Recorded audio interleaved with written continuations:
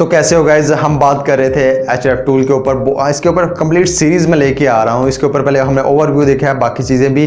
तो आज की वीडियो में हम कुछ इसका अगला कैटेगरी को हम चूज़ करेंगे, उसके ऊपर देखेंगे इसमें क्या देखने को मिलता है। ये कंप्लीट सीरीज में बना रहा हूँ, इसमें और कोई वीडियो नहीं आएगी। कंप्लीट सीरीज इंशाल्लाह ये 2 या 3 दिन में कवर हो जाएगी। मैं कोशिश करूँगा कि 2 दिन ज़्यादा से ज़्यादा इस सीरीज़ को मैं ख़त्म कर दूँगा। आपकी ये मदद हो जाएगी कि एसईओ के अंदर किस तरह आपको अपने ब्लॉग को किसी टूल के अंदर आप ज़रूरी नहीं है कि ये एचएफ टूल लेके चलें। आपको और भी बहुत सारे टूल मिल जाते हैं, एलेक्सा मिल जाता है, मोज मिल जाता है और बहुत सारे हैं, वो आपकी मर्ज़ी है। बट काम सभी में एक तकरीबन ऑलमोस्ट सेम चीज़ें हैं। तो जिस मर्जी टूल को आप बाय कर लीजिए, वो मैटर नहीं करता।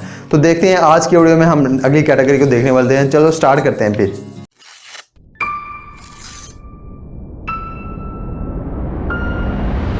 Okay well guys, last video में हमने देखा था बैकलिंक प्रोफाइल, जो कि बहुत ज़्यादा इंपॉर्टेंट पार्ट था। आपने नहीं देखा तो ज़रूर देखें, जिसमें लोस्ट, ब्रोकन और न्यू बैकलिंक क्या चीज़ें बहुत ज़्यादा इंपॉर्टेंट पार्ट है। नहीं देखा तो लाजमी देखो। आज हम देखेंगे ऑर्गेनिक सर्च, ऑर्गेनिक कीवर्ड्स। ये भी बहुत इंपॉर्टेंट पार्ट है एचरेफ का, जो कि एसईओ के अंदर टूल है।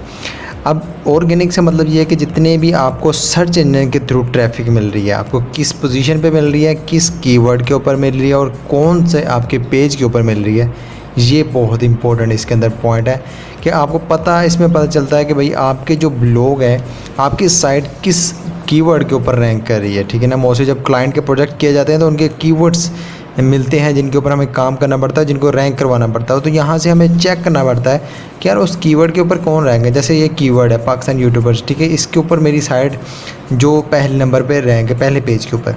तो ये देखिए मेरी साइट सबसे ऊपर ये सबसे ऊपर तो नहीं, मतलब ये मेरा अभी पहले मेरी सबसे ऊपर आती थी, लेकिन अब नीचे आ गई। अब लोग इसी तरह ही कॉम्पिटिशन में इस तरह आगे जाते हैं कि भाई आप जब आपके पास टूल होता है, टूल के अंदर आप क्या करते हैं कि आप देखते हैं कि आपसे ऊपर कौन से लोग हैं, और फिर जो आपसे ऊपर लोग होते हैं आप उनके मतलब कंटेंट देखते हैं, फिर उनसे कुछ ज़्यादा कंटेंट उसके अंदर अपडेट करते हैं, तो आप फिर खुद ब खुद ऊपर आ जाते हैं। अब इसी कीवर्ड के ऊपर बहुत सारे कीवर्ड्स हैं जिनके ऊपर मैं ऊपर था। ठीक है। अब होता क्या है, जब भी ब्लॉगिंग के अंदर ये चीज़ पाई जाती है कि जब भी कंटेंट लिख दिया उसके बाद उसको ज़्यादा देखा नहीं जाता, बस कि यार बस ठीक है चला गया। अब ये SERP क्या है, सर्च, इसके SERP का मतलब है सर्च इंजन रैंक पेज। आपके जो सर्च इंजन के कौन कौन से पेज हैं, अब यहाँ पे आपको ये इस कीवर्ड के ऊपर दिखा रहा है कि ये वाले कीवर्ड्स आपके जो है ना, ये वाले जो डोमेन्स हैं आपसे ऊपर आ चुकी हैं।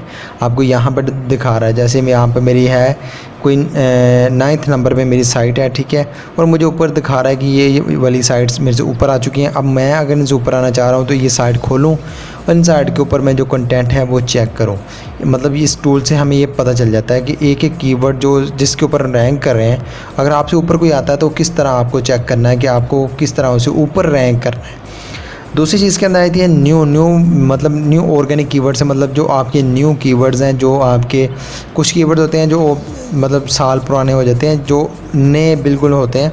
कुछ कीवर्ड्स होते हैं वो आपकी जो रैंक करे होते हैं वो यहाँ पर आपको दिखाए जाते हैं कि भाई जैसे ज़ेनफ़ोन है 6 प्राइस इन पाकिस्तान आ रहा है, ठीक है, अंडर बेस्ट फ़ोन्स अंडर 40,000 इन पाकिस्तान ये आ रहा है, ठीक है। इस तरह के मतलब ये और मूवमेंट्स, मतलब मूवमेंट्स का मतलब होता है कि आपकी ऑर्गेनिक सर्चेस के ऊपर क्या मूवमेंट्स हो रही हैं। मतलब आपके अगर पहले पेज पे थे तो रैंकिंग ट्रैफिक कहाँ से कहाँ पहुंची, आपकी रैंक कहाँ पहुंची, कीवर्ड डेंसिटी किधर पहुंची, मतलब इन सभी चीज़ों की मूवमेंट्स, वॉल्यूम सारे इस चीज़ के अंदर मैच किए जाते हैं, ठीक है ना, ये ऑर्गेनिक कीवर्ड के अंदर।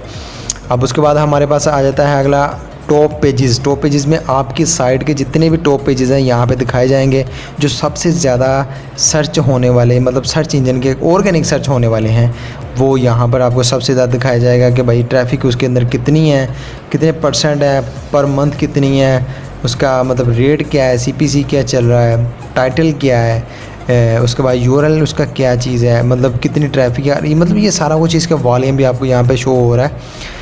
यहाँ पर टोटली आपको दिखाया जाता है कि आपके टॉप पेजेस के यहाँ पे फ़िल्टर भी कर सकते हैं आप, ठीक है। आपको यहाँ पे फ़िल्टर का ऑप्शन ऊपर कैटेगरी में मिल जाता है। अगला ऑप्शन है सब फोल्डर्स। आपके जो सब फोल्डर, टॉप सब फोल्डर वही होते हैं जो आपके रैंक पेजेस होते हैं, टॉप पेजेस वही आपके मोस्ट टॉप जो सब फोल्डर्स होते हैं उनको भी फोल्डर्स ही एज आ कंसिडर किया जाता है, तो सेम एज़ वही होता है। टॉप सब डोमेन थोड़ा सा डिफरेंट है, इसके अंदर होता है मोस्टली आपने देखा होगा domain.com होता है, जैसे मैं लिखूँ store.tipsology.com.pk या app. मतलब इसमें सब डोमेन जितनी भी होंगी वो आ जाएंगे। और उसके बाद है कॉम्पेटिंग जो डोमेन है वो मेरी कौन सी हैं, ये जो सारी की सारी ये मेरे कॉम्पिटिटर्स हैं, ठीक है, मतलब कंपेटिटर हैं, ठीक है। अब इनसे मुझे रैंक करना है। अब मुझे यहाँ पे लिस्ट मिल चुकी है, ठीक है। ये मोस्टली .pk मतलब मोस्टली पाकिस्तान के भी दिखा रहे हैं, और इससे जो मेरे से ऊपर हैं वो लोग उनके दिखा रहा है कि भाई जो मेरे कीवर्ड्स हैं उनके ऊपर ये वाले जो ब्लॉग्स हैं वो रैंक करें, इनको आपने टारगेट करके आपने इनसे ऊपर जाना है। उसके बाद हमारे पास यहाँ पे कॉम्पेटिंग पेज आ जाते हैं, मतलब जो मेरे पेजेस हैं, मतलब टॉप के पेजेस हैं जो रैंक कर रहे हैं ऑर्गेनिकली। तो उसमें मेरे नंबर कहाँ पे आ रहा है, देखिए सबसे ऊपर मेरा जो टॉप ऑप्शन का सबसे ऊपर आ रहा है। उसके बाद जो किसी और, मतलब इस तरह ये आपने खुद चेक करना है कि भाई आपका कौन सा कीवर्ड कहाँ पे रैंक कर रहा है, और कॉम्पेटिंग जो आपका कॉम्पिटिटर है, ठीक है, तो उसका कहाँ पे कर रहा है, ये आपने चेक करना है कि आपका कॉम्पिटिटर किधर है। उसके बाद कंटेंट गैप से मतलब ये है कि आपका कंटेंट और आपके जो कॉम्पिटिटर है उसका गैप कितना चल रहा है कंटेंट के अंदर, ये यहाँ से चेक किया जाता है। कि मतलब उसका URL देंगे, अपना देंगे, तो आप चेक कर लेंगे कि भाई उसका कंटेंट पोस्टिंग टाइम क्या है, कितना टाइम है। तो बेसिकली ये ऑर्गेनिक की सर्चिंग है, आपने ज़रूर इसकी प्रैक्टिस करनी है, और कोई मसला हो तो मुझे लाजमी इसमें मुझे बताना है आप लोगों ने।